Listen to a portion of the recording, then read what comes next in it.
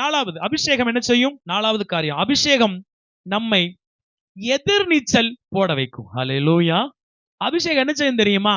எந்தெந்த சூழ்நிலையில நீங்க முட்டி மோதி கொண்டிருக்கிறீர்களோ, எந்தெந்த சூழ்நிலையில போராடி கொண்டிருக்கிறீர்களோ, அதன் மத்தியில உங்களை முன்னேறி போக வைக்கும். ஆமென் சொல்லுங்க. ஹல்லேலூயா.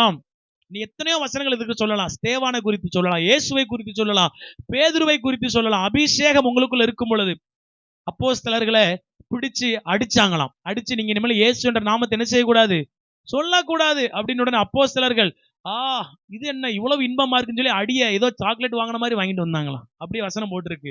அவர்கள் அடியை கூட சந்தோஷம் பண்ணி செஞ்சுட்டு வந்தாங்களாம். அபிஷேகம் எதிர்நீச்சல் போட வைக்கும். அபிஷேகம் கல்லு வந்து உங்களை அடிச்சு மோதினாலும் பரலோகத்துல இருக்கிற இயேசுவை பார்க்க வைக்கும். ஆமென். அல்லேலூயா. அப்ப அபிஷேகம் என்ன செய்யணும்? நாலாவது, நீங்கள் முன்னேறுவதற்கு உங்களை உந்தி தள்ளும். உங்களை என்ன செய்யும்? உந்தி தள்ளும். ஏன் இந்த தள்ளு காத்துல சைக்கிள் ஓட்டுறவரால வேகம் போக முடியல, பைக் மட்டும் கிழிச்சிட்டு போகுது? காரணம் என்ன? பெட்ரோல் போட்டு இன்ஜின் என்ன பண்ணுது? இன்ஜினுக்குள்ள என்ன தெரியுமா இருக்கு? ஒரு 4 கம்பி டிங் டிங் டிங் டிங் என்ன செய்யும்? அந்த கம்பி வேகமா இடிக்கும் பொழுது இந்த பெட்ரோலும் அந்த கம்பியும் மோதும் பொழுது உள்ள ஒரு தீ என்ன செய்யுது? ஒரு சக்தி உருவாகுது. அந்த சக்தி இப்படி இன்ஜின் என்ன செய்யுது? முட்டி தள்ளுது. அதுல இருக்கிற செயின் இப்படி சுத்த வைக்குது. சுத்த வச்ச உடனே வண்டி என்ன பண்ணுது? ஸ்வைங்கன்னு. ஆனா சைக்கிள்ல போறவருக்கு நீங்க தான் பெட்ரோல், நீங்க தான் என்ன பண்ணும்? அபிஷேகம் நீங்க புல்லட்ல போற மாதிரி, அபிஷேகம் இல்லைன்னா நீங்க சைக்கிள்ல போற மாதிரி. அபிஷேகம் இருந்தா உங்களால இங்க இருந்து திருநெல்வேலி வரைக்கும் சும்மா ஜம்முன்னு என்ன செஞ்சிடலாம்? போய்விடலாம். இன்னும் விலை ஏறப்பட்ட கார்கள்லாம் இருக்கு பாருங்க. இப்ப நம்ம காரு அவனுடைய கிருபையில ஓரளவு விலை கூடின கார் தான்.